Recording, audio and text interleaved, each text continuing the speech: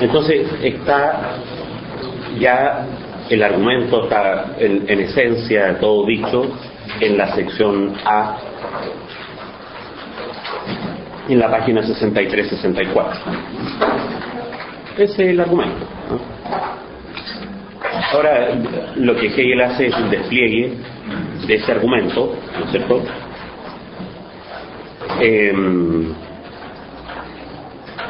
Fenomenológico, ¿no? O sea, lo que estaba dicho en la introducción para nosotros, ahora está dicho, al menos teóricamente, al menos en principio, para la conciencia misma, ¿no? Entendida esta conciencia como conciencia natural. Y eso, entonces, como decíamos, son las secciones B, C, D, ¿sí? Pero hasta en la D, ¿no es cierto?, solo hasta la página 69, ¿no? O incluso hasta la 68, digamos, porque en la 68 está el movimiento de la indicación, ahí se termina el asunto, y después vienen conclusiones, que son, y la transición a la figura siguiente, a toda la página 69 y la página 70, página 69, conclusiones, la página 70, la transición a la figura siguiente. Entonces, lo sustantivo del despliegue fenomenológico va de la 64 a la 68. Y la mayoría de los hegelólogos están de acuerdo en que aquí hay un movimiento que va del objeto de la certeza sensible al sujeto de la certeza sensible, a la certeza sensible ella misma como experiencia, y esa experiencia, ¿no es cierto?, es la experiencia de la indicación. La experiencia se revela como la experiencia de la indicación, ella misma.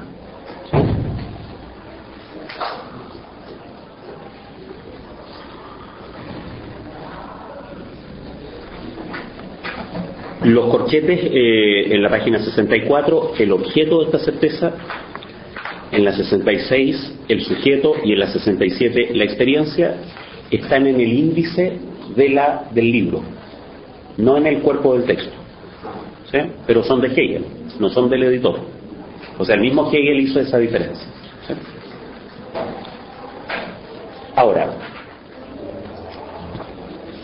en el desarrollo del objeto de esta certeza, es decir, sección B, 64-65, primera parte de la 66, más o menos por párrafo voy a ir indicando cuál es la idea, ¿no?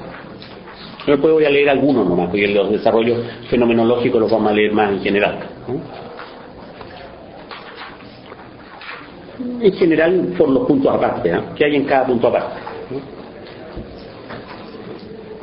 De nuevo, como siempre, la primera parte en la página 64, el objeto de esta certeza, es el método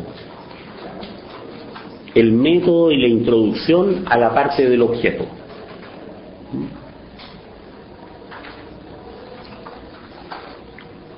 Después viene el problema de el esto desplegado como ahora,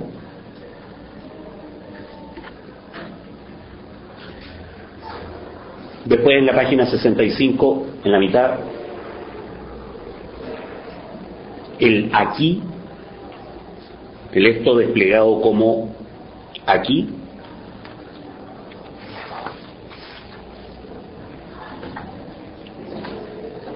y al final de la página 65, toda la primera parte de la página 66, la transición en que se hace la experiencia de que el problema no está en el objeto, sino en el sujeto. ¿Sí? Entonces ahí viene la parte del sujeto.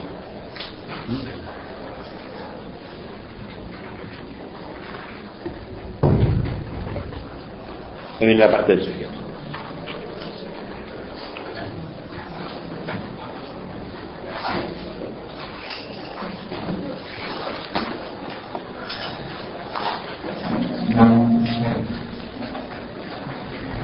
Página 64. Hay, en las primeras líneas, en la quinta línea,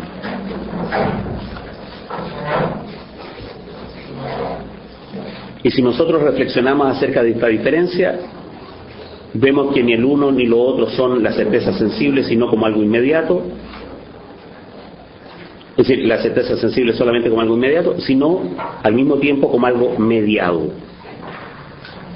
Yo tengo la certeza por medio de un otro, que es precisamente la cosa, y esta a su vez es en la certeza por medio de un otro, que es precisamente el yo. Esa es la conclusión. La certeza no es inmediata, es mediada.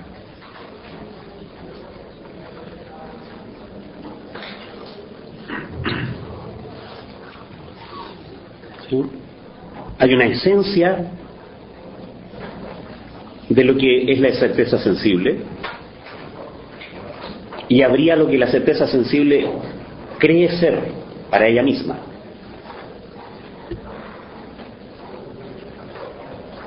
Esta diferencia entre la esencia y el ejemplo, entre lo que la certeza sensible es en verdad para nosotros y el ejemplo, lo que la certeza sensible pone en juego solo para ella, desde el punto de vista, ¿no es cierto?, de la suposición, lo que ella cree ser. Esta diferencia entre la inmediatez, lo que la certeza sensible cree ser, y la mediación, lo que nosotros sabemos que es, no la establecemos solamente nosotros, sino que la encontramos en la certeza sensible misma. Y el método consiste en recoger esa diferencia en la forma en que está en la certeza sensible y no como se describió en la introducción. Desde el punto de vista ahora de la experiencia de la certeza sensible, o sea, ¿qué es lo que la certeza sensible cree? En ella, en esa experiencia, lo uno está puesto como lo que es de un modo simple e inmediato. A lo mejor vale la pena poner guiones ahí. Lo que es de un modo simple e inmediato. El objeto para la certeza es lo que es, así como le decíamos la vez pasada, genéricamente.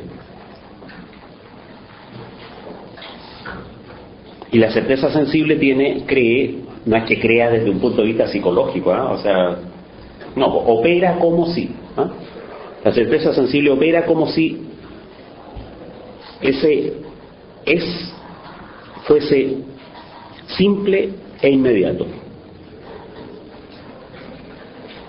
Ese ser simple e inmediato aparece ante la certeza como el objeto.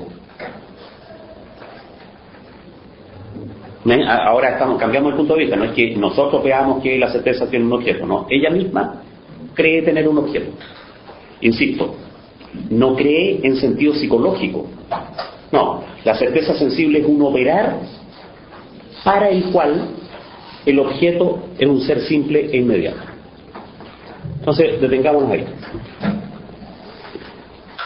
En Hegel, la palabra conciencia no tiene un origen en un sentido ilustrado.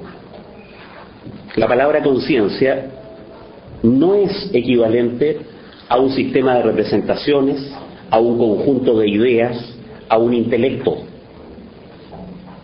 No, la conciencia no es una actividad mental o aquello que estaría en la mente. O también, la conciencia no es un modo de pensar. Todas esas asociaciones, ¿no es cierto?, son asociaciones ilustradas. No, la conciencia es más bien una situación, un conjunto de actos, algo que ocurre, una situación de hecho, en la cual, en la situación, hay un término que cree ser el sujeto y que cree estar frente a un objeto. ¿Sí? O sea, hay un término que tiene la experiencia de ser un sujeto y tiene la experiencia de estar frente a un objeto. ¿Sí? Esa es la experiencia que tiene ese término él mismo. ¿Sí? Entonces, la verdad de la conciencia, de toda la figura, ¿no?, es que en realidad ese término no es el origen del asunto, un cierto sujeto que tendría experiencia de un objeto. No, la verdad del movimiento de la conciencia es que la experiencia, que es la conciencia, es la que ha generado tanto ese sujeto como ese objeto. ¿Sí? Entonces, esta es una situación en que hay una experiencia que es una situación de hecho, que es un conjunto de acciones, que es un modo de operar. Y esa experiencia como modo de operar, ¿no es cierto?, produce estos términos, sujeto-objeto. Entonces, esa experiencia es la que ocurre como certeza sensible.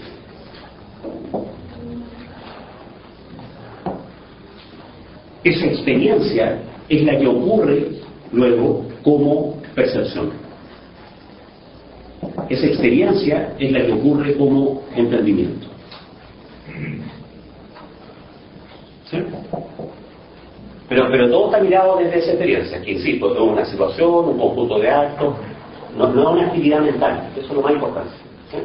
Entonces, por eso cuando digo la certeza sensible cree algo, no estoy hablando en sentido psicológico de tener la representación de algo. ¿Sí? Por supuesto, esta experiencia ella misma representa como objeto.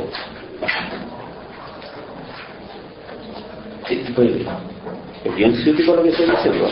Aquí es inevitable, ¿eh? Esto de ponerse ciútico, está hablando de qué, pero no es el sujeto el que forma en él una representación del objeto. Hay sujeto, hay objeto, y el sujeto forma una representación del objeto. No. Es la experiencia la que se pone ante sí misma representada, se presenta, ella está presente, la experiencia. Entonces está representada como objeto. ¿Sí? Una manera de entender el asunto es que el sujeto forma en él una idea del objeto. ¿No? Y acá, por cierto, está el objeto. Eso es una manera. O sea, no es ese el cuento. El cuento es que aquí hay una experiencia. Y la experiencia, la actividad, el conjunto de actos, el operar, pone ante sí como objeto. Como objeto, voy a ponerlo así, se pone ante sí como un objeto exterior. Ella se pone ante sí como si ella misma fuera un objeto exterior. Y es la experiencia la que pone ante ella misma, es decir, como condición de ella misma, ¿no es cierto?, a un sujeto. Condición, representación. Representación. ¿Sí? Y entonces, ¿en qué consiste el despliegue de esta experiencia? En que la experiencia experimenta que el objeto es ella misma. ¿Sí? ¿Y eso cómo ocurre? Porque la experiencia experimenta que este objeto no es un objeto verdadero, que ese objeto remite al sujeto, que el sujeto no es sino la experiencia. No sé si quedaron bien hechas las flechas, pero... ¿sí? Entonces, la experiencia del objeto es, en el objeto no hay sino lo que habría puesto un sujeto. La experiencia de ese sujeto es aquello que cuenta como sujeto, no es sino la experiencia misma, que se ha puesto como condición de sí misma ser un sujeto. ¿Sí? Ese es el movimiento. Entonces, es difícil aquí armar el argumento porque uno tiende a reducir este argumento al argumento ilustrado. ¿Sí? La conciencia cree que, y no es ese el tema. En el fondo es la experiencia la que pone ante sí y hace una experiencia de ella misma, no hace una experiencia de otra cosa, porque lo que puso es ella misma. ¿Sí?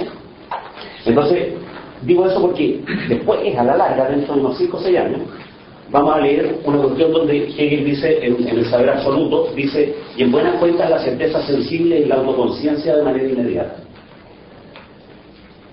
La certeza sensible es la autoconciencia, pero de manera puramente inmediata. O sea, ya aquí está la papa. Esto es el todo, por decirlo así.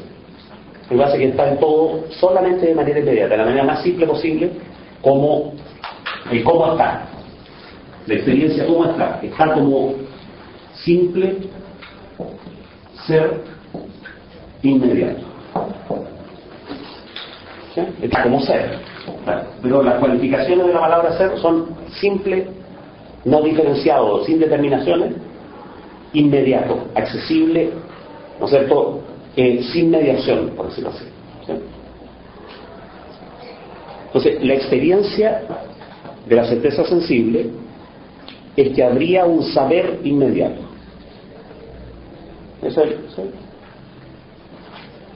Y eso va a decir Hegel después del saber absoluto. Va a decir, bueno, y esa experiencia no era sino la inmediatez de la propia autoconciencia. La propia autoconciencia se consta a sí misma. Y se consta a sí misma como ser. ¿Sí? Con este rito de ir dirigiendo las cosas a la historia de la filosofía, esta es una especie de cogito hegeliano, digamos. No es el cogito cartesiano. ¿Sí? La autoconciencia, en su primera autoconstancia, por decirlo así. ¿Ah? ¿Qué es lo primero que la autoconciencia hace como autoconciencia? ¿No es cierto? Es esta posición, hay ser. Pero ¿qué es lo que está poniendo cuando pone eso? Hay ser, se está poniendo ella misma. ¿Sí? Una especie de cógico cartesiano autosostenido, por decirlo así. ¿Ah?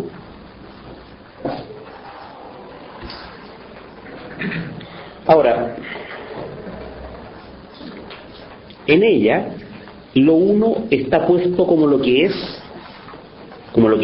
hay énfasis en es, de un modo simple e inmediato, o como la esencia. Como la esencia, es una palabra súper significativa, ¿no? Lo uno está puesto como la esencia. Esto sería la esencia. La esencia, la movilidad pura que hace posible que el ser sea ser, sería un simple ser inmediato. Para decirlo en alemán, la papa misma. ¿Sí? La papa misma. Yo creo que Hegel habría estado de acuerdo con esa expresión.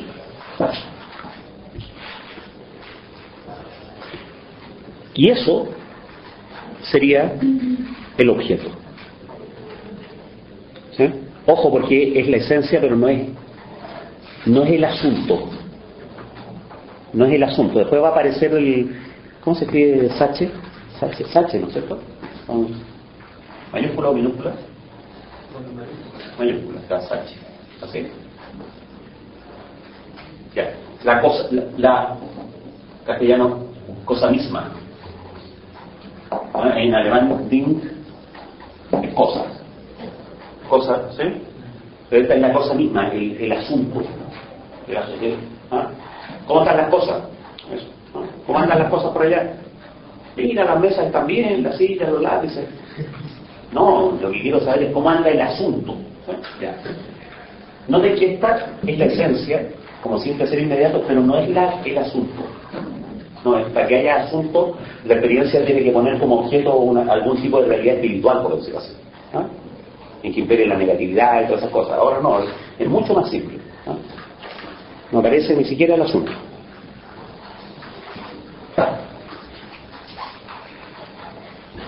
Lo uno es el objeto. ¿Sí? Lo uno es el objeto. Ya.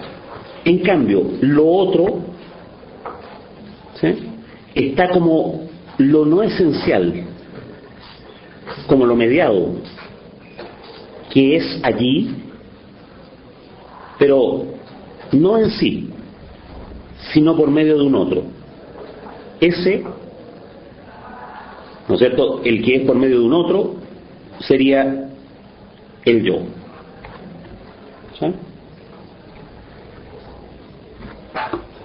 Entonces, si dibujo esa parte por parte, la experiencia, eso lo sabemos nosotros, ¿eh? La ley ya no lo sabe, pero uso el ser simple e inmediato, y debido a eso llegó a la conclusión de que había un yo. ¿Sí? Pero es debido a eso. En realidad lo que puso es: hay una conexión inmediata entre experiencia y objeto. ¿Sí?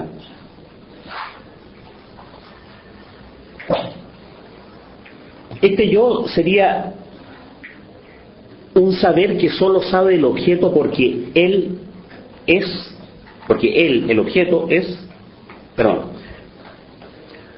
un saber que solo sabe el objeto porque él es y que puede ser o no ser. Este yo sería un saber que sabe el objeto porque él, el objeto, es, y en cambio este podría ser o no ser. ¿Sí? El objeto es objetivo, por decirlo así, ¿no? Desde el punto de vista de esa experiencia, el objeto es objetivo. Estaría ahí aunque el otro no esté. Pero el objeto es lo verdadero, es la esencia, es indiferente a ser sabido o no. En alemán Hegel hace un juego entre indiferente y universal, hace un juego de palabras, porque la palabra indiferente y la palabra universal se parecen. Entonces hace un juego de palabras que en castellano no tiene nada que ver la palabra indiferente con la palabra universal, ¿no? Pero cuando dice es indiferente, después va a decir, ve que era indiferente, o sea, es universal. Pero es un juego de palabras, ¿no? Es indiferente a ser sabido o no, y ese objeto permanece aunque no sea sabido. En cambio el saber no es si el objeto no es. Supongamos entonces, hagámosle caso, hay un objeto, es el simple ser inmediato, el objeto es lo verdadero, el objeto estaría ahí aunque no haya saber. Muy bien, entonces deberá pues considerarse el objeto para ver si es en realidad, en la certeza sensible misma, una esencia como la que pretende ser. Si su concepto de ser esencia, corresponde al modo como se halla presente en dicha certeza o no. Para eso no debemos pararnos a reflexionar y meditar sobre lo que en verdad pueda ser, sino que tenemos que considerarlo solamente tal y como la certeza sensible lo tiene. Hay que preguntarle a ella misma, ese es el método. Hay que preguntarle a ella misma, ¿qué es lo que usted tiene ahí como objeto? Entonces la pregunta que Hegel hace está llena de contenido filosófico, no una pregunta inocente, así como, ¿y qué es eso? No. ¿Qué es esto? ¿Por qué tiene, por qué la palabra esto? Esto es una palabra genérica, ¿no es cierto?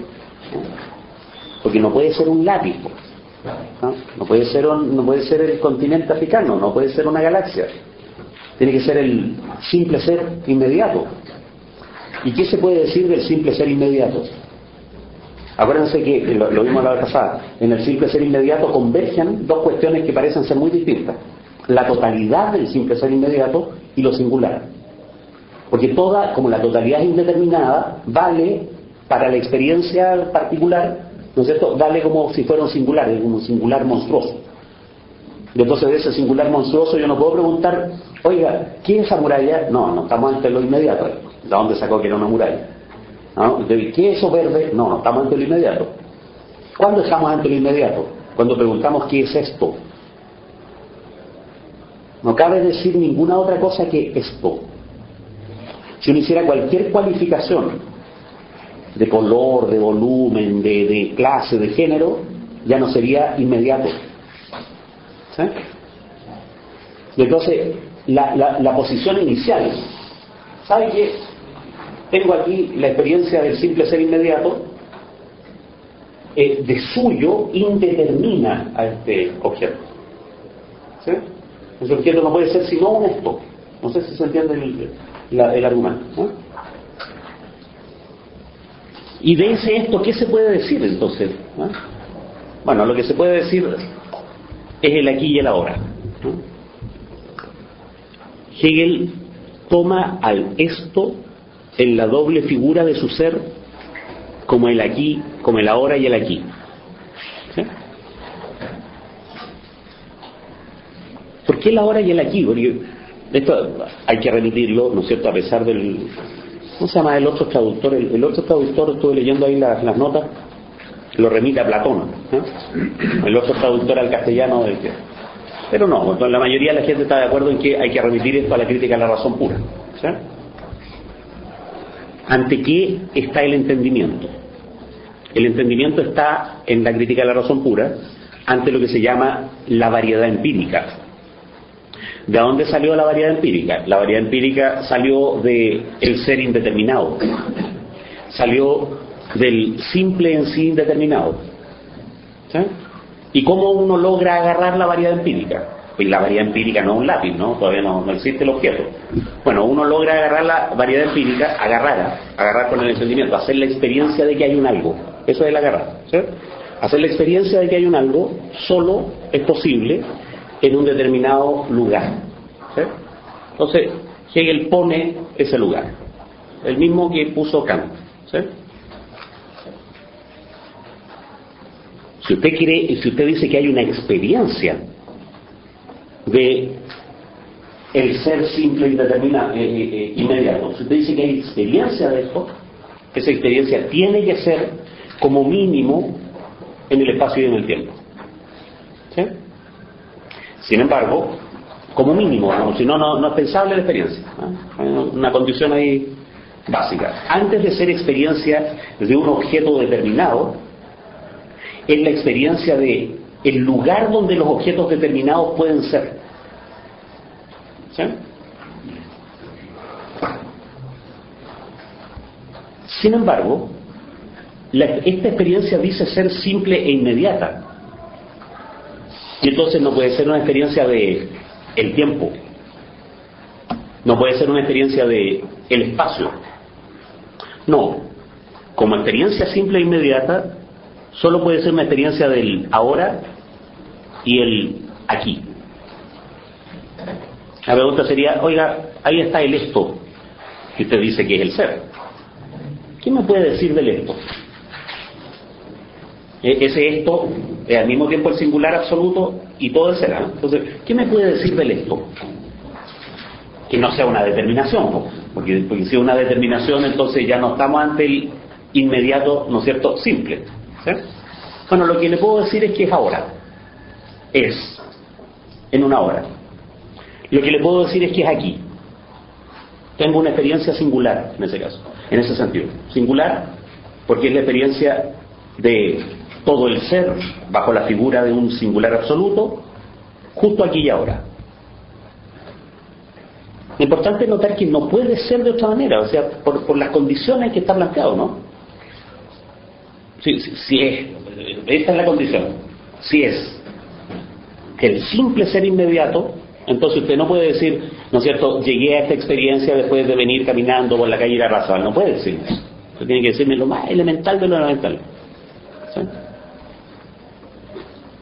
Pero ya no estaría operando, o sea, está pensando un poco en Kant, ya no estaría operando como determinación en tanto tiempo y espacio que responda a la... Si comparamos con la operación kantiana, eso, si comparamos con la operación kantiana, Kant pone al espacio y al tiempo como operaciones del entendimiento, ¿sí?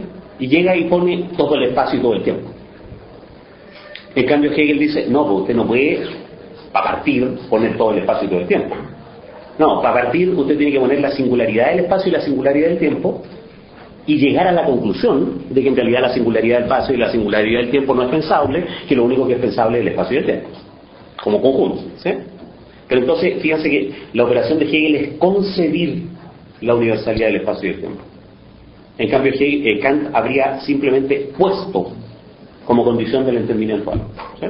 Puso la universalidad, si se le ocurrió, la sacó del aire. En cambio acá, Hegel pretende hacer un proceso medianamente deductivo, no es estrictamente, pero medianamente deductivo en el sentido de que de una experiencia primera que dice ser experiencia inmediata del ser, lo que se puede decir es solo lo singular. ¿Y será cierto que se puede decir lo singular? ¿O habrá tenido usted experiencia de lo singular propiamente tal? Y entonces el razonamiento es, no, fíjese que usted cree que tuvo experiencia de lo singular, pero fíjese que lo singular no es indecible. Primero, es indecible, ese es el camino del argumento. Que sea indecible en sentido esencial significa que es inexperimentable. Esa relación entre indecible e inexperimentable es el modo del argumento, el modo, ¿no? Y uno podría criticar el modo del argumento y sin embargo mantener el argumento, ¿no? Entonces, ¿cuál es la gracia de esto? Oiga, señora experiencia sensible, ¿es cierto que usted tuvo experiencia de una hora? Imagínense la respuesta. Sí, tuve experiencia de una hora. ¿De cuál? Bueno, de ahora, po. ¿A cuál se refiere usted? Me refiero al ahora, po. No, pero ese ya no es el mismo que el otro. No sé si ya no es el mismo que el otro, porque si usted dice ahora y después dice ahora, en el después pasaron infinitos ahora. ¿Sí? Eso es algo, ese es el argumento de Hegel. Se puede tener experiencia de una hora singular.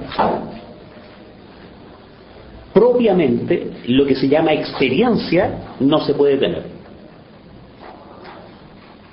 Eso es un gol, es un gol, porque no voy a leer el razonamiento, porque el razonamiento no es demostrativo, ¿eh? No es demostrativo. Hay una chiva ahí, y la gente ha criticado, ha criticado, como digo, el modo del argumento. El modo del argumento es, no sé por qué, ¿eh? A la pregunta ¿qué es el ahora? Contestaremos, por ejemplo, el ahora es la noche. Para examinar la verdad de esta certeza sensible, bastará un simple intento. Escribamos esto. La verdad no pierde nada con ser puesta por escrito, ¿no? Pero si ahora, este mediodía, revisamos esta verdad escrita, no tendremos más remedio que decir que dicha verdad ya está vacía. No estamos en el ahora medianoche, sino que estamos en el ahora mediodía. El ahora que es noche se conserva, ¿no? Es decir, se le trata como aquello por lo que se hace pasar como algo que es. Uno dice que la hora de la noche es algo que es. No, pero ahora que es mediodía uno se da cuenta que es más bien algo que no es. ¿Sí? A ver, tratemos de hagamos la experiencia, porque a lo mejor esto es una cuestión empírica, ¿no? ¿Ah? Ya, experimentemos una hora. Yo voy a contar hasta 3 y lo experimentamos, ¿no? 1, 2, 3, ahora. ¿Ya? ¿Lo experimentaron? No, es que ya es otro. No me alcanza a dar cuenta. Es el ahora mismo se mantiene, sin duda, pero se mantiene como algo que no es noche. El ahora se mantiene, pero como algo que no es. Más verdadero que decir ahora es decir ahora no es, ya no es, ya no es. El ahora es es medio raro lo que voy a decir, pero es un sido. Sido, fue. El verbo, ¿cómo se llama esa conjugación medio extraña? ¿Eh? Es El ahora es lo sido. Es una conjugación válida del verbo ser. Esto es Wesen. Esto es Wesen. En alemán, la palabra esencia significa lo sido. Esencia. Entonces fíjense, el ahora que es, no, eso es mentira. El ahora que es un sido, ya fue. Ese sí que es importante. En la jerga hegeliana, ¿no es cierto?, eso dice así: y asimismo se mantiene con respecto al día como que ahora es como algo que no es tampoco día, o como un algo negativo en general. Eso es la jerga hegeliana.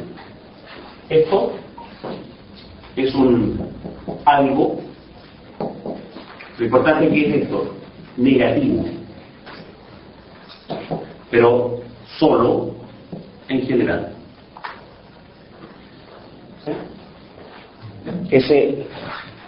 El carácter de la hora como algo negativo en general es que lo que uno puede experimentar es justo el ya fue,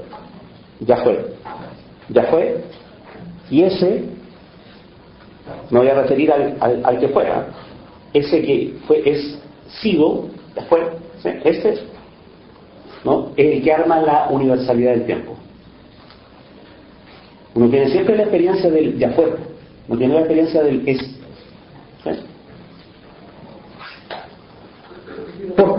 ¿Sí? ¿Sí? Lo que pasa es que cuando uno ve el desarrollo, se menciona que en el primer apartado, porque el objeto de esa cosa, se está hablando solamente del sujeto, porque es el sujeto que se le escapa la hora, es el sujeto que no puede tanto singular.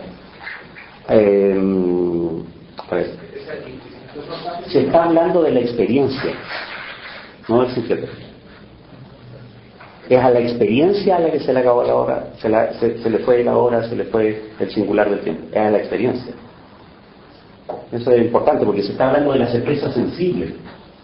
¿Sí? Lo que pasa es que a la certeza sensible se le escapa el ahora, el aquí, el esto, y después se le escapa el yo. Uno dice, ¿qué yo? Yo ahora, yo aquí, otro yo, ¿sí? Y entonces es a la experiencia a la que le están pasando estas cosas. ¿Sí? Entonces por eso es que es para la experiencia que el tiempo es un universal, no para el sujeto. ¿Sí? Lo que pasa es que después a la larga la experiencia va a resultar ser ella misma un sujeto, ¿no es cierto? Pero ahora en este desdoblamiento estamos hablando de la certeza. ¿Sí? Por eso es que hay un objeto de la certeza y un sujeto de la certeza. ¿Sí?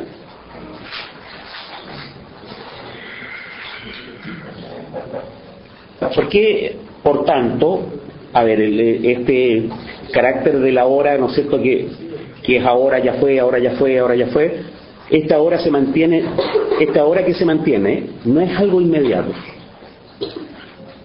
Esa hora que se mantiene, el ya fue, este se mantiene,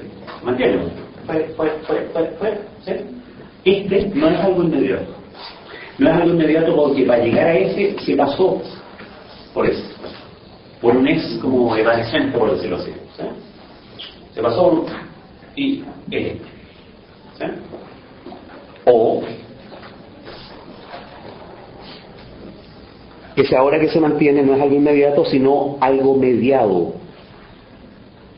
pues es determinado como algo que permanece y se mantiene por el hecho de que un otro, el día, la noche, no es. ¿Sí?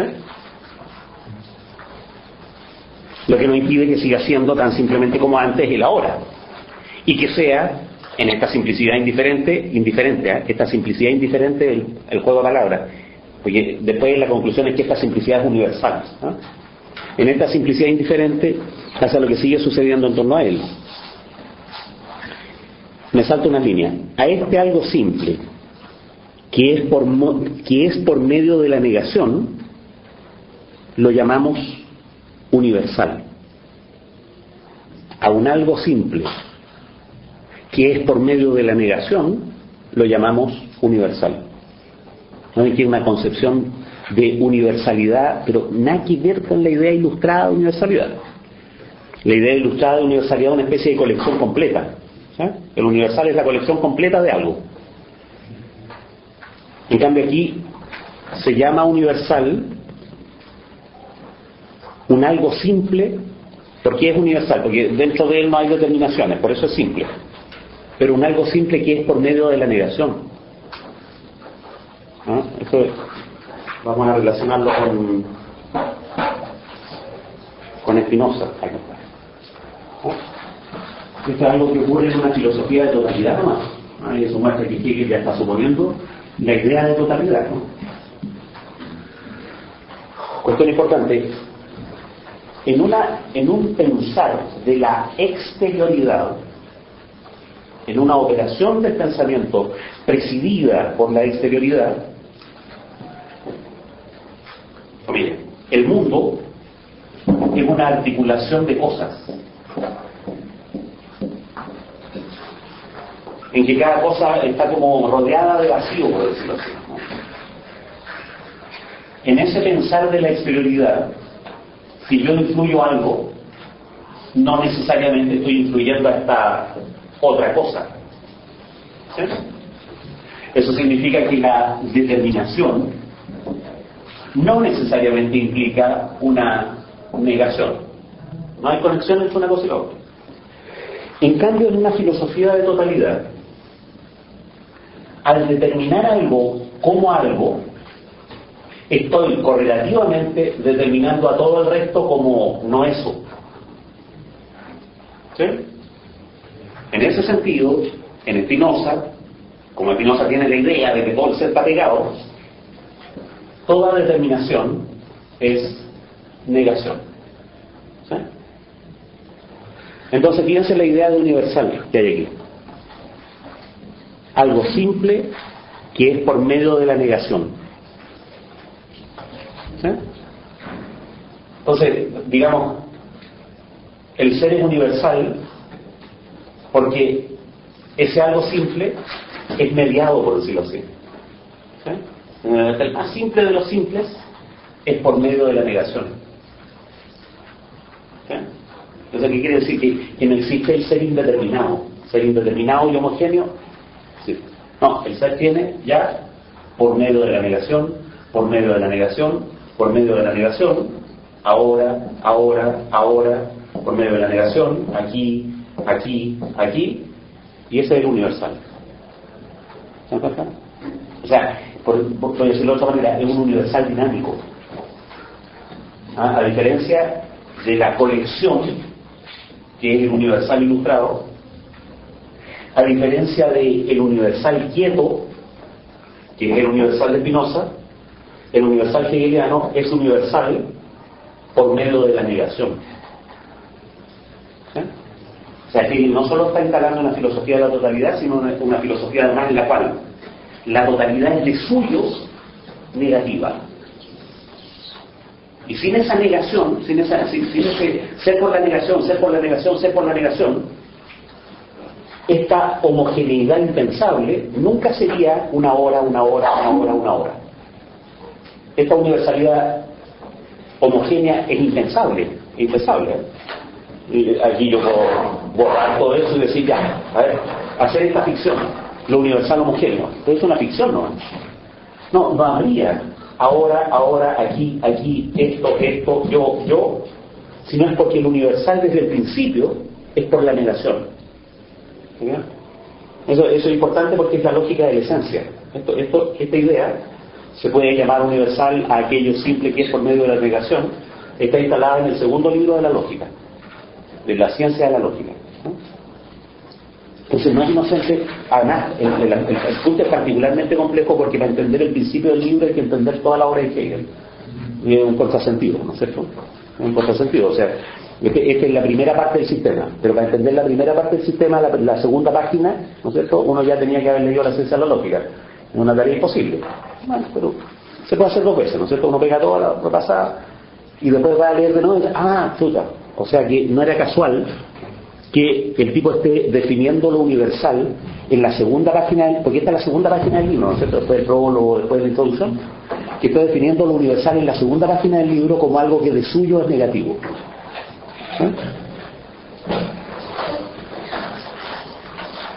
Entonces noten que el argumento de la hora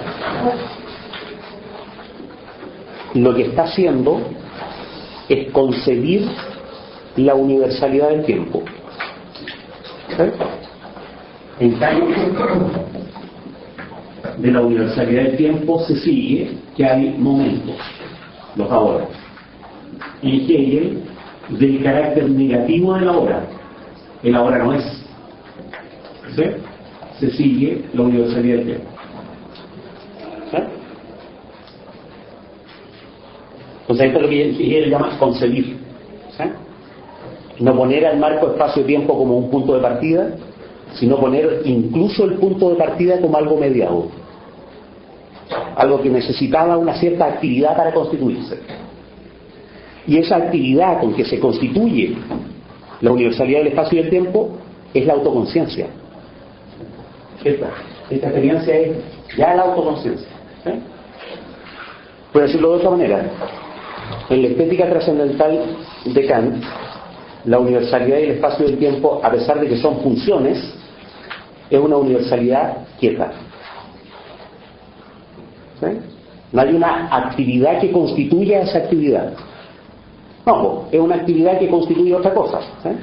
Entonces, no hay a dónde notarlo, pero en Kant, el marco espacio-tiempo es una actividad, ¿no? Un marco como esqueleto.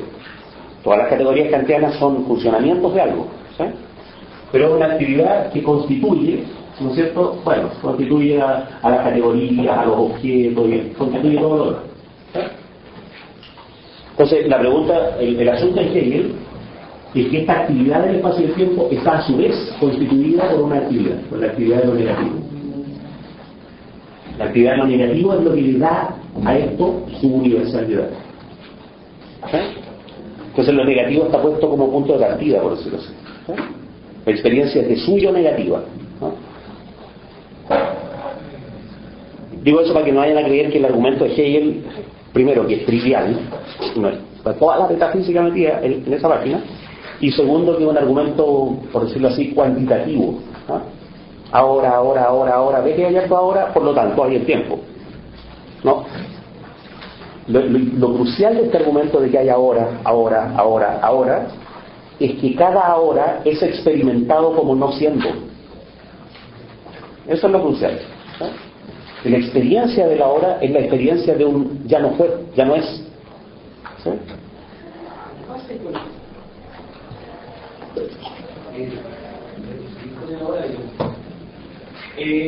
Con el ahora mismo. Entonces, con el ahora mismo no es.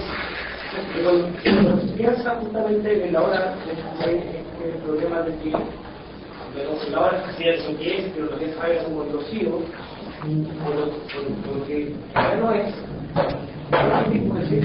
lo que fue, porque ya no es, el no ser, con la nada, pensando en el paso de la nada, es el nocivo. A ver, pero es que, mira, si yo déjame abordarlo de otra manera. Lo que pasa es que uno no concibe habitualmente al tiempo como actividad. Uno concibe la actividad en el tiempo, pero no al tiempo como actividad. ¿Sí? Lo que uno hace de manera simple es decir, el tiempo. ¿De dónde están los ahora? Ahí hay una hora. Y no ves que dibujado, puesto, claro, es. ¿Sí? Entonces, ¿qué es lo que pasa aquí? La psicología, justamente, parte de luego se vuelve espacio, la filosofía de la naturaleza es otro rollo, más básico que ese rollo, más básico a nivel de la lógica. ¿Qué es lo que ocurre aquí? Es que este tiempo, a ver, ¿cómo decirlo? El tiempo ya es. Y entonces los ahora están ahí. ¿Sí? Entonces este tiempo no es tiempo como experiencia.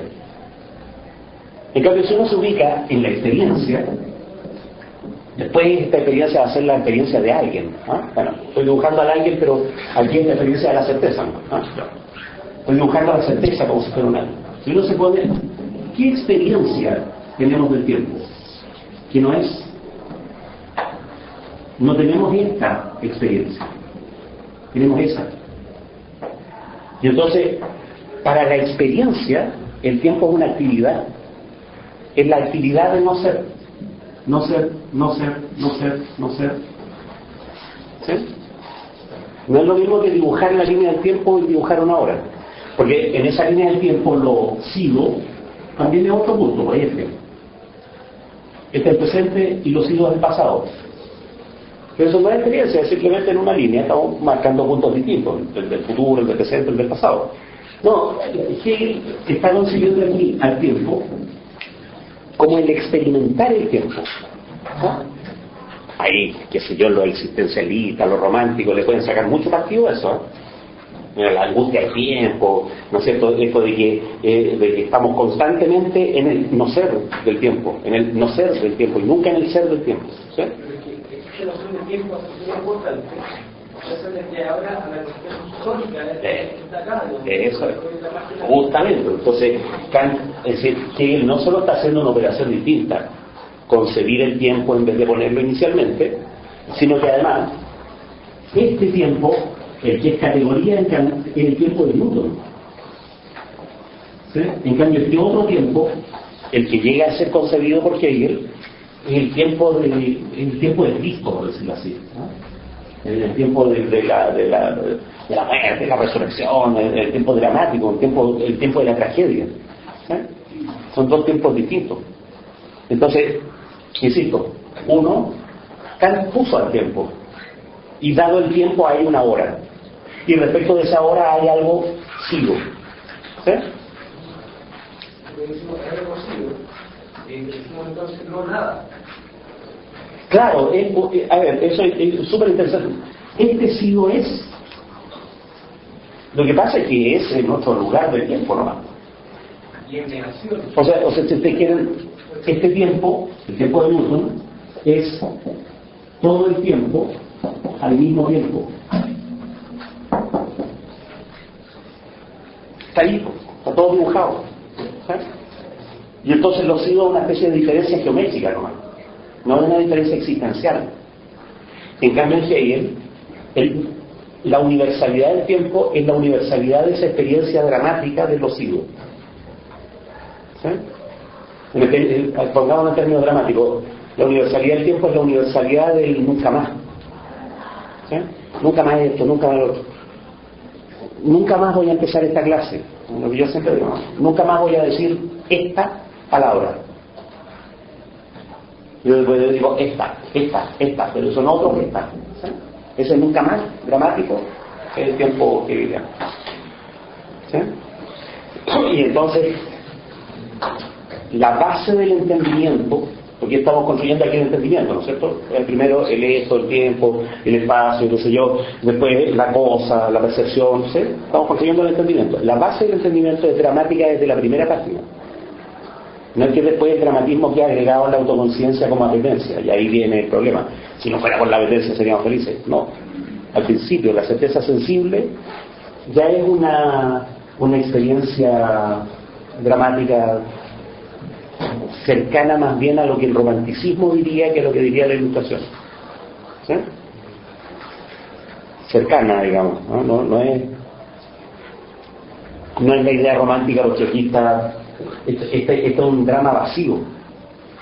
Eso en el sentido, usando la jerga hegeliana de manera estricta, ese drama de lo sigo, lo que no es, ya fue, es un drama vacío. ¿Por qué? Porque no es el drama de un pueblo, no es el drama de Fausto, no es el drama de la apetencia, es el drama, una especie de drama intelectual, digamos. ¿Sí? Cuando todavía no tiene ni una ropa, es un drama esquelético, un drama de hambre nomás. ¿Sí? Es la actividad pura, la movilidad pura, ¿no? Pero no podemos quedar con esa idea. El tiempo como actividad, no el tiempo como espacio. ¿Sí? El espacio como actividad de ir ahí.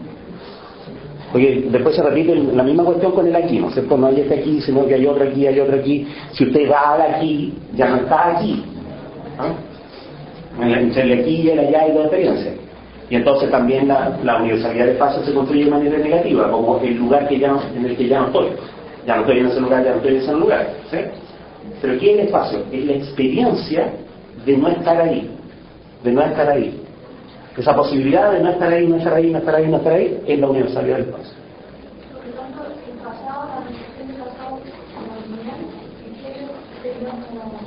Yo digo que no.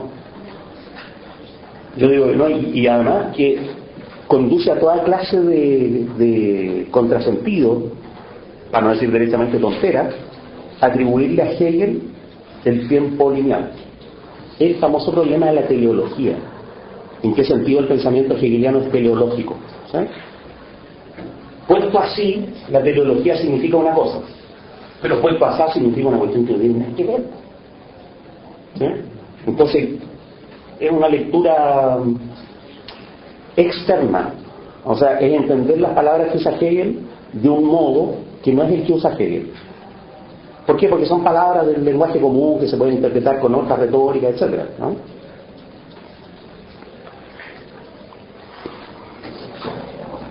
Así que usted cree, usted señora certeza sensible, ¿eh? No usted señor que cree que tiene una certeza sensible, ¿eh? ¿Se entiende? No, usted, pero no el señor que cree que tiene una certeza sensible, no. Usted, señora certeza sensible misma, cree haber tenido ante sí un aquí. No, fíjese que usted no tuvo un aquí ante sí, nunca. Lo que tuvo fue una hora. Usted nunca tuvo un aquí, usted nunca tuvo una hora frente a sí. Lo que usted tuvo es un no estar ahí y un no, ya no es. Eso es lo que usted tuvo como experiencia. Eso es lo que vivió. El singular absoluto no lo vivió. Lo que vivió del singular absoluto es el ya no es. ¿Se entiende? Pero a medida que experimento lo que ya no es porque estoy siendo aquí ahora, pero porque de repente también se me hace que instalar la idea así como negativa es para configurar así como la fórmula clásica de la identidad con la no identidad. A ver, o sea, una vez que llegamos a esta conclusión, ya no es, ya no es, ya no es, ya no es. Pero sin embargo, sí. Ahora, claro, puedo hacer la línea. Ahora puedo hacer la línea y decir, mire, que hay una línea ahí universal que está compuesta por todos los ya no es, ya no es.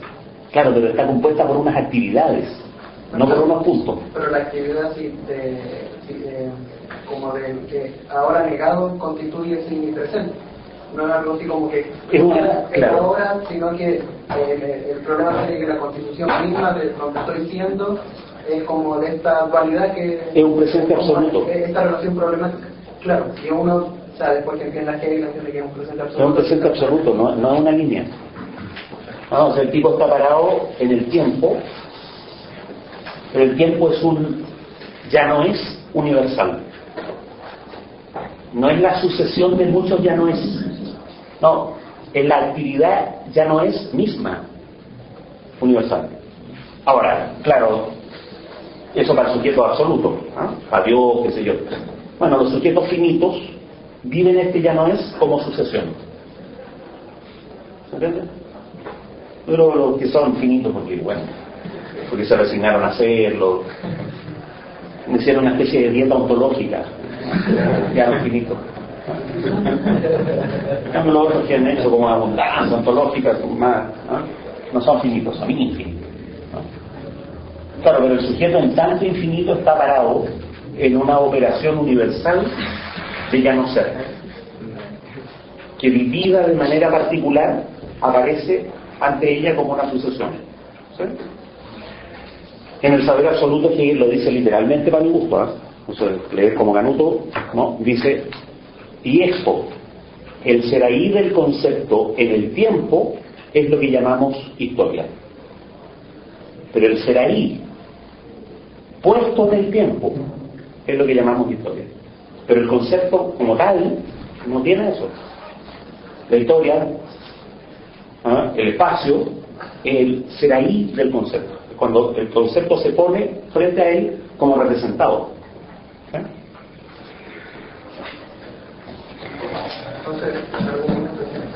esto no haya que acabar el tiempo, para que no le aparezca el concepto.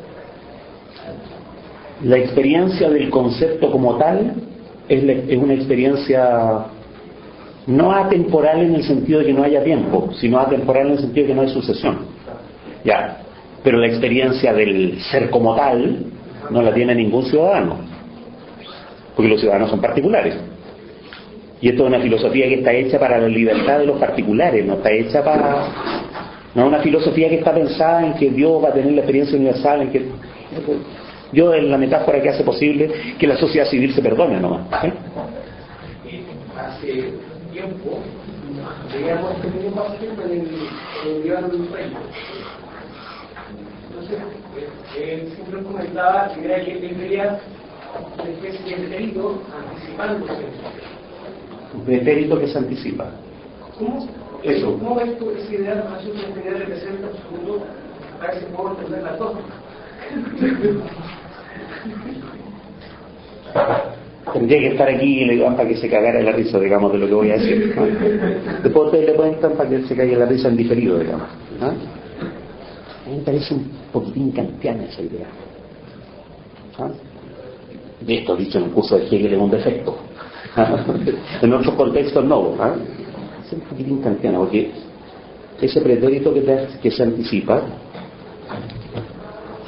es una especie de como densidad de la experiencia, densidad así como a largo de la experiencia, que me permitiría tener la impresión, o la experiencia, ¿no? Que me permitiría tener la experiencia, no de ser esperado.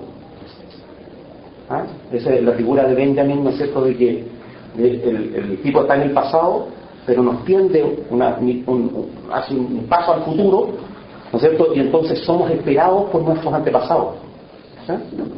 Y esa es la misión que tenemos, ¿no? O sea, nuestros mártires nos piden que hagamos algo. Y entonces ese pretérito se pone ante nosotros como una especie de tensión hacia el futuro. ¿Sí?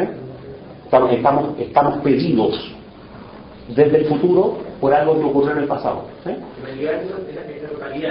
Y eso crea una tensión, ¿no? Eso crea una tensión. Es una cuestión de matices, digamos, ¿no? Yo creo que por ahí uno llega como a hipostasiar, por decirlo así, el ser esperado. Cuando en realidad no hay un ser esperado, hay un puro ser presente absoluto. ¿Sí? Eso podría llevar, depende para qué lado uno desarrolla la idea, pero podría llevar a la idea de que hay una especie de estructura del presente absoluto, una estructura interna en la cual nuestra tragedia consiste en que estamos constantemente exigidos por el futuro desde el pasado. ¿Sí? Y eso actúa como una especie de constreñimiento de lo que podemos hacer. ¿Sí? Un constreñimiento es que nuestros mártires están constantemente pidiéndonos, y a su vez nuestros nietos, ¿no es cierto?, nos van a tener a nosotros como mártires, y nosotros les vamos a estar tendiendo la exigencia que ellos van a tender hacia el futuro. ¿Sí? Entonces, la idea de constreñimiento ahí, yo creo que la consecuencia que tiene es que anula la libertad infinita. No somos libres de manera infinita, estamos exigidos por nuestros mártires. Bueno, compañeras, compañeros, no estamos exigidos por nuestros mártires. ¿No? Paso por el poto al Che Guevara, no me importa el comunismo. Y eso es una voluntad presente absoluta. ¿Sí? Y entonces el Che Guevara es la retórica de esa voluntad, pero no es el origen ontológico de esa voluntad. ¿Sí? ¿Se entiende? Ahí es como que yo creo que esa movida en la lectura de mejor buena voluntad posible, ¿eh? Hay que tener mucha buena voluntad para atribuirle eso, pero un poco eso es lo que pasa en Benjamin. Que Benjamin crea una tensión en esta exigencia que con justa razón un ilustrado puede llamar mesiánica.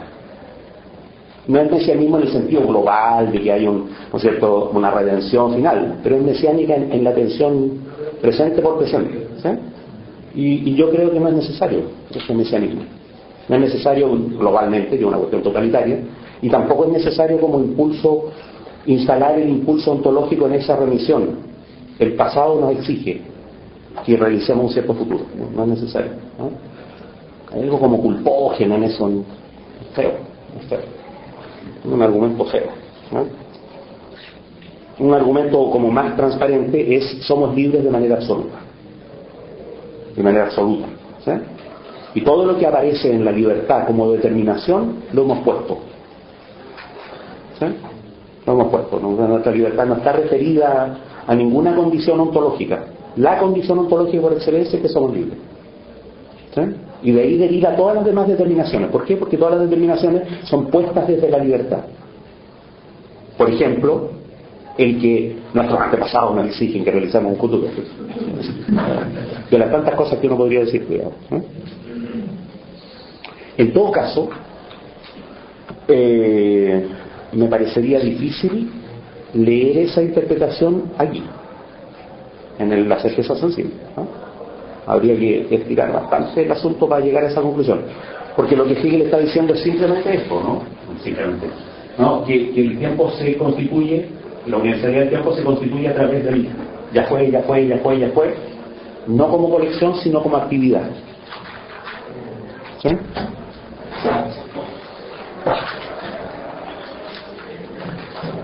Ahora, en la mitad de la página 65, Hegel mete un asunto que para las filosofías del siglo XX fuente de toda clase de confusiones, ¿no? Mete este asunto de que lo sensible no se puede decir, lo singular no se puede decir, ¿eh? Y esta frase que se presta para muchas interpretaciones de que el lenguaje es lo más verdadero, ¿eh? Y entonces repite el argumento, ¿no es cierto? Como un universal enunciamos lo sensible. Entonces ese asunto de lo escribimos y ya a medianoche no es, ahora lo repite, pero lo enunciamos. Lo que decimos es esto, es decir, el esto universal, o ello es decir, el ser en general. Claro está que no nos representamos el esto o el ser en general, sino que enunciamos lo universal, o bien no nos expresamos sencillamente tal como suponemos, ¿sí? No nos expresamos tal como suponemos. Decimos una cosa, lo universal, y en realidad creemos estar diciendo lo singular, ¿sí? Es que quería ver si es posible detenerse en eso de que el lenguaje es lo más verdadero. Eso. Precisamente lo que no entendí. Voy a eso. Entonces, pero el argumento es que, primero, es de nuevo el mismo argumento, ¿eh? El argumento anterior era: escribimos algo y después constatamos que ya no es. Ahora el argumento es: decimos algo, creemos decir lo singular ahora, pero estamos diciendo un universal. Ese es el argumento, ¿eh? Y entonces el argumento pasa de la escritura en particular al lenguaje en general, ¿no? ¿Puede el lenguaje decir lo particular, es decir, lo singular? ¿Sí? ¿O qué hace el lenguaje cuando dice lo singular? ¿Sí? Cuando cree decir lo singular.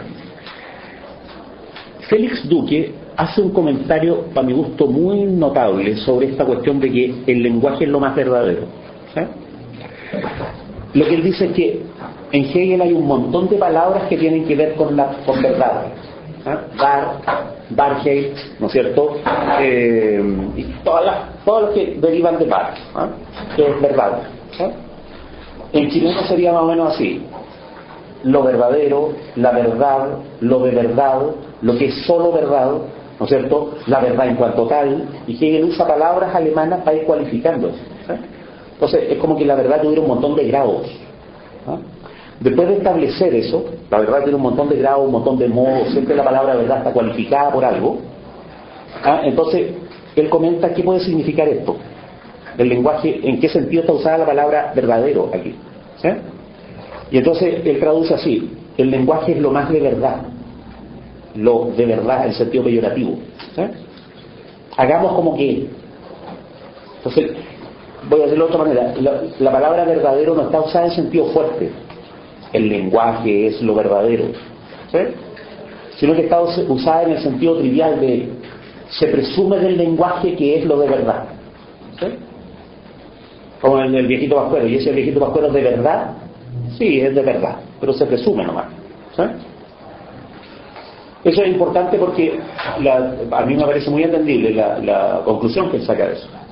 La conclusión es que Hegel no está haciendo un argumento lingüístico aquí. Está usando al lenguaje como recurso, sin comprometerse mucho en una filosofía del lenguaje. ¿Sí? Para mi gusto, lo único importante de ese párrafo, que va como un universal enunciamos también hasta el punto aparte, suponemos, son como 8 líneas. Lo relevante de eso es que lo singular no se puede decir.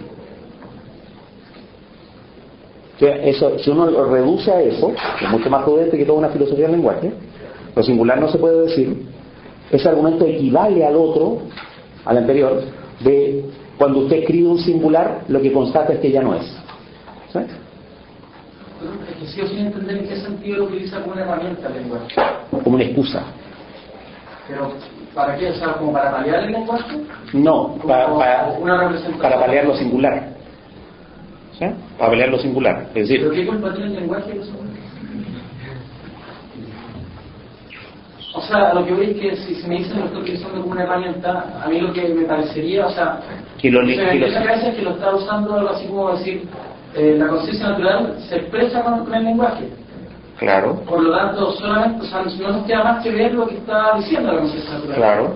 En ese sentido yo tendría que ser una herramienta. Claro. No hay conexión lógica necesaria entre el lenguaje y lo singular. ¿Por qué? ¿Cuál sería el punto? El punto es que la certeza sensible como conciencia, como operación, se expresa en el lenguaje, pero no logra decir lo singular. ¿Sí? Entonces, el que no logra decir lo singular es tomado aquí como indicio de que lo singular no es. Entonces estaría diciendo así como, ya que suponemos que la certeza sensible supone que el lenguaje es lo verdadero, representa fielmente verdadero y no puede decir lo singular, entonces... Para la conciencia sensible no puede ser un auténtico o verdadero lo singular, sino es auténticamente decible. ¿Algo como eso? Claro. Ahora, ojo, porque aún así hay un gol ahí. Pues imagínense, yo digo, fíjese que cada vez que usted dice ahora, al decirlo ya fue. O sea que nunca puedo decir el ahora. No, cuando usted lo dice ya fue. Entonces el ahora mismo, eso que es indecible. Claro, es indecible. Entonces quiere decir que no es. ¿Sí? Que carece de sustantividad propia, porque el lenguaje no logra agarrarlo. Que el lenguaje no logra agarrarlo es un indicio de que el ahora no tiene sustantividad propia. ¿Sí? Pero, ¿desde cuándo que lo indecible carece de sustantividad? Ahí hay que acordarse de uno de los máximos científicos del siglo XX, ¿no? Es decir, no se puede decir esto, no se puede decir lo otro, no se puede decir lo otro, pero ciertamente es lo indecible. Esto es lo místico. ¿De quién estoy hablando? De Wittgenstein, pues, del Tractatus. Noten que en el Tractatus el tipo dice, claro que es indecible, pero es. Pero ¿cómo es? Mire, es bajo la figura de lo místico. Lo místico es lo que se muestra a sí mismo. Y ese mostrarse a sí mismo es inagarrable por el lenguaje. Pero hay un ser que se muestra a sí mismo, aunque el lenguaje no logre agarrarlo. ¿Sí? De ese ser lo único que se puede decir es que es. ¿Cierto? Incluso de manera medio indirecta. Hay lo indecible. Hay un... No es la afirmación de que lo indecible. En aquello que es indecible hay un ser. No es tan directo. No, hay lo indecible. No, es decir, lo místico. Entonces, ¿qué es lo místico? Lo inmediato. ¿Sí? ¿Qué es lo indecible? Eso que está en la inmediatez. Noten que la certeza sensible hace la afirmación exactamente contraria a la de Wittgenstein. Exactamente contraria. Y en toda la línea, digamos, porque Wittgenstein está afirmando la inmediatez del saber de lo indecible. La segunda llamada el dimorfismo entre lenguaje y mundo. ¿Eso lo puede hacer con lo de Claro, porque a ver, Wittgenstein necesita decir que hay lo indecible porque hay mundo. Hay mundo. Pero pasa que el lenguaje no puede decir al mundo. puede decir cosas acerca del mundo, esas cosas empíricas, tiene un estatuto que nunca es ontológico.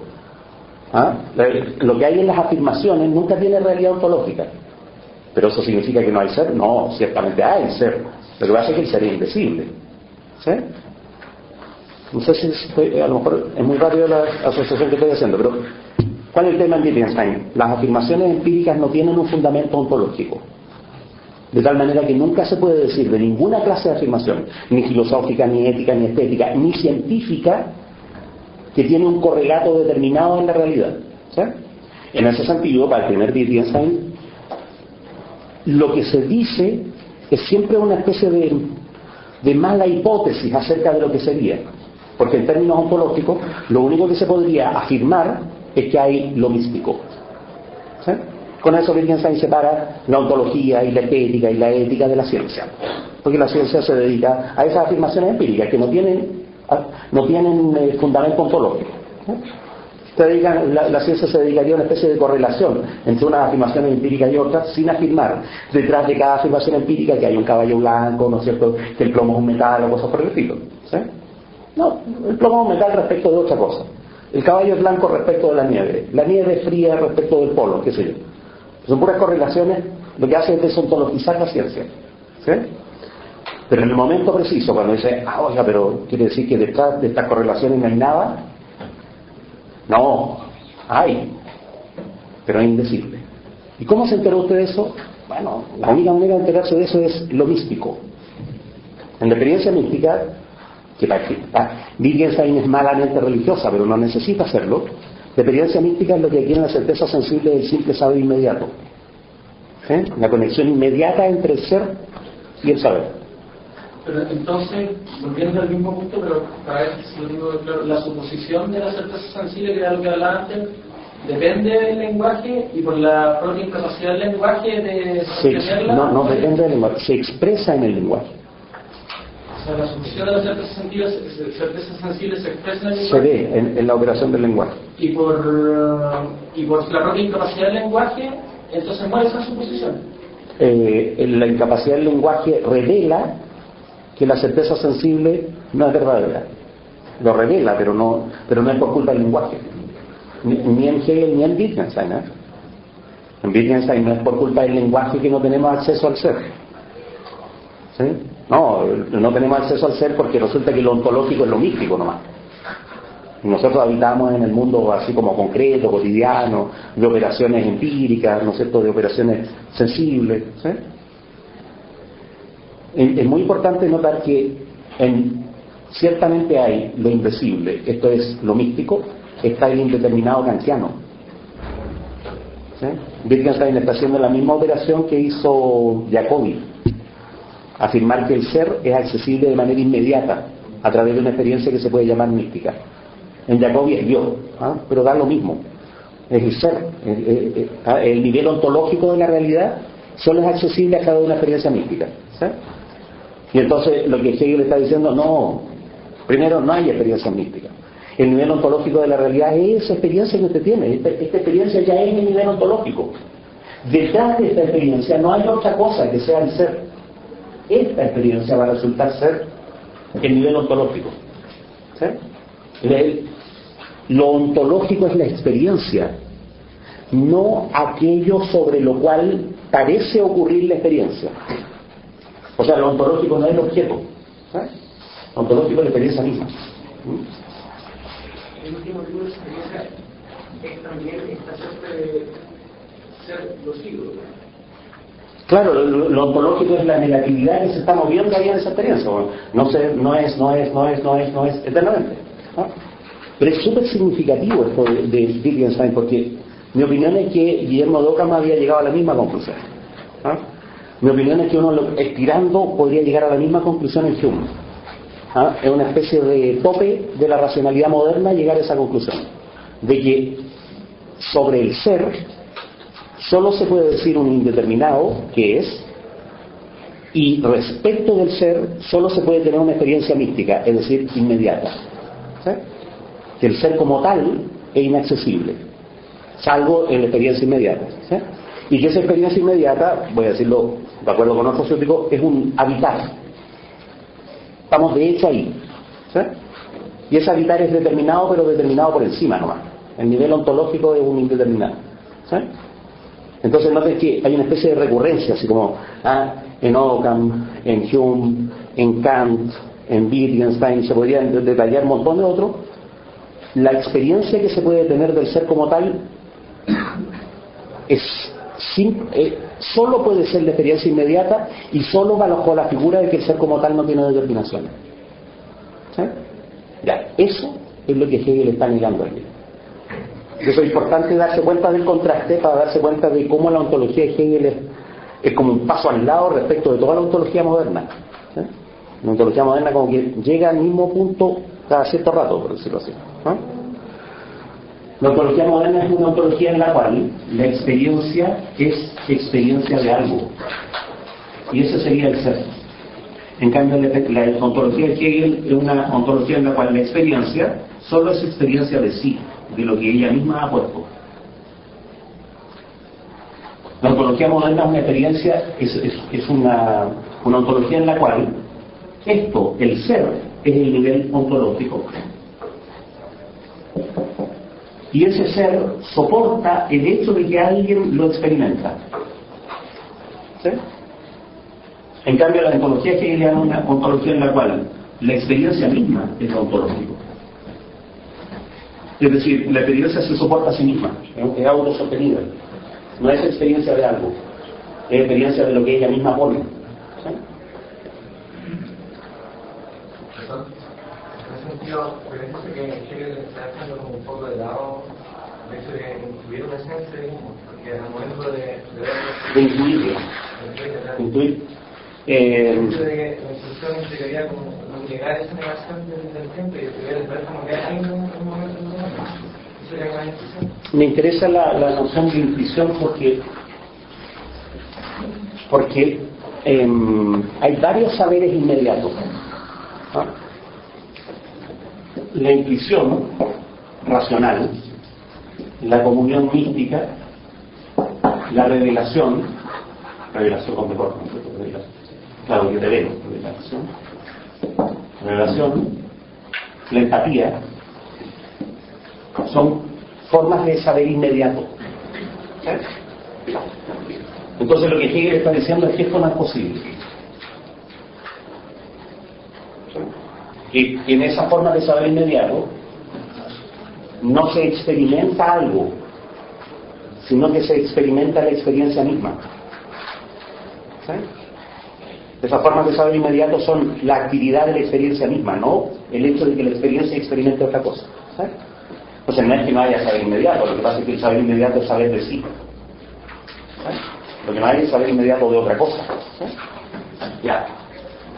Esto es súper importante porque, alternativa, si no existe esto, todo saber, ¿no es cierto?, es un saber mediato. ¿Sí? Alternativa, hay saber inmediato, pero es un saber de sí. ¿Sí? Si uno niega esto, lo niega en nombre de qué. Entonces Kant hace esta operación. Niega todos los tipos de saber inmediatos. Niega la intuición racional, niega la revelación como saber, etc. Pero es la intuición sensible. Es que la intuición sensible no es un saber propiamente. La intuición sensible es la condición del saber. Pero es también lo que lo mantiene así como atado como al principio del saber. No, o sea, claro, por eso es una condición de que podamos saber algo que es otra cosa. ¿Sí? Pero la intuición sensible no es un saber del asunto. No, pues uno no se entera del en sí en la intuición sensible. O la variedad empírica no es la intuición sensible. La variedad empírica es aquello que es captado gracias a la intuición sensible. O sea, las sensaciones ya están dentro de la operación del entendimiento. No es que el entendimiento capte sensaciones. No, hay sensaciones ya desde el marco del espacio y el tiempo. ¿Sí? Pero para poder mantener tratado al mundo, necesita la intuición sensible, como para no decir que es una pura intuición racional, de no confundir al hombre con Dios, digamos. Igual hay una... pero lo que hace ese No, nivel, no es el problema. pero lo que hace ese nivel es postularlo. Claro, es el problema. Lo postula como condición de la razón práctica. O sea, uno puede decir, ¿y qué constancia tiene usted de que hay en sí? Y resulta que ya incluso las sensaciones están dentro de la operación del entendimiento. Que si no hubiera en sí no habría libertad moral. ¿Pero qué es eso? Es un postulado de la razón práctica. Pero yo no entendí la poca argumentación. Ese postulado no es intuido, no, es un postulado. Pero que permite la intuición. Es que eso es como... ¿No? ¿Por qué? ¿Por qué no permite? No, postulado es una carta sacada de la manga, ¿no? Porque en rigor Kant se inhabilitó para saberlo en sí. En rigor, la única manera de saberlo en sí es ciertamente lo místico. Entonces Kant se hace leso de eso, dice, bueno, pero postulemos que aquí hay libertad, que aquí hay alma, que aquí hay alma inmortal, que aquí hay Dios. Y por hacer la diferencia entre pensar y conocer, que puede ser pensado sin contradicción. Y no son conocidos, eso. No son conocidos. Claro, eso es. Yo puedo pensarlo como postulado, ¿sí? Ahora, si tuviera que conocerlos, son inconocibles.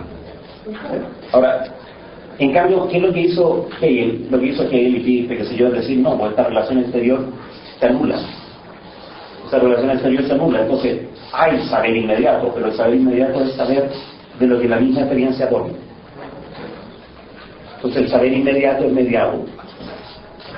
Es mediado, es una experiencia que la experiencia tiene experiencia de sí